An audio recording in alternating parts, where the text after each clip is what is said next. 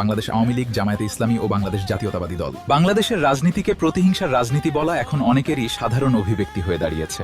এই কথার পেছনে বাস্তব অভিজ্ঞতা আছে। দলবদল হলেই মামলা, ক্ষমতার পালাবদলে প্রতিপক্ষের ওপর চাপ, রাজনৈতিক প্রতিদ্বন্দ্বিতাকে ব্যক্তিগত শত্রুতায় রূপ দেওয়া, এসব ঘটনা মানুষ বারবার দেখছে। ফলে রাজনীতির মূল উদ্দেশ্য অর্থাৎ জনগণের সেবা ও দেশের উন্নয়ন অনেক সময় আড়ালে পড়ে যায়। এই প্রবণতার শিকড় খুঁজতে গেলে দেখতে হয় দেশের রাজনৈতিক ইতিহাস। স্বাধীনতার পর থেকে বিভিন্ন সময় রাজনৈতিক অস্থিরতা, সামরিক শাসন এবং ক্ষমতার লড়াই রাজনীতিকে একটি সংঘর্ষমুখী চরিত্র দিয়েছে। যেমন বাংলাদেশের স্বাধীনতা যুদ্ধের পর রাষ্ট্র গঠনের চ্যালেঞ্জের পাশাপাশি ক্ষমতার দ্বন্দ্ব শুরু হয়, যা ধীরে ধীরে প্রতিহিংসামূলক রাজনীতির সংস্কৃতিকে শক্তিশালী করে।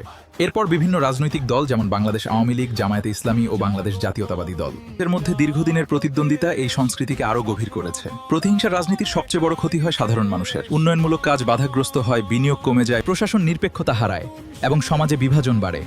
তরুণ প্রজন্ম রাজনীতিকে ইতিবাচক কিছু হিসেবে না দেখে বরং ভয় বা বিরক্তির চোখে দেখতে শুরু করে, যা একটি দেশের জন্য অত্যন্ত বিপজ্জনক সংকেত। এই অবস্থা থেকে বেরিয়ে আসতে হলে কিছু গুরুত্বপূর্ণ পরিবর্তন প্রয়োজন। প্রথমত, রাজনৈতিক দলগুলোর মধ্যে পারস্পরিক সহনশীলতা ও গণতান্ত্রিক সংস্কৃতি গড়ে তুলতে হবে। বিরোধী দলকে শত্রু নয়, প্রতিদ্বন্দ্বী হিসেবে দেখা জরুরি। দ্বিতীয়ত, আইনের শাসন নিশ্চিত করতে হবে, যাতে রাজনৈতিক পরিচয়ের ভিত্তিতে নয় বরং ন্যায়ের ভিত্তিতে বিচার হয়। তৃতীয়ত, নাগরিক সমাজ ও গণমাধ্যমকে আরও শক্তিশালী ভূমিকা নিতে হবে, যাতে তারা অন্যায় ও প্রতিহিংসামূলক কর্মকাণ্ডের বিরুদ্ধে সোচ্চার থাকতে পারে।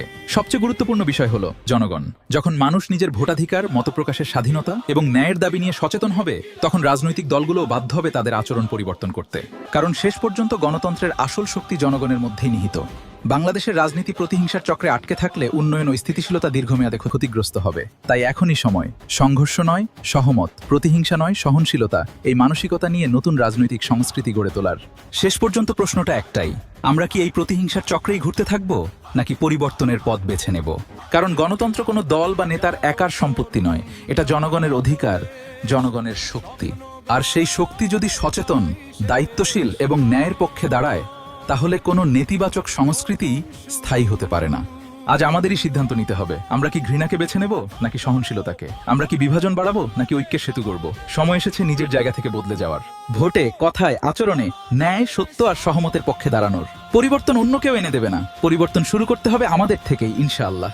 যা শিখিয়ে গেছেন দেশপ্রেমিকেরা তা শুধু ইতিহাস নয়, আমাদের জন্য পথ চলার দিশা।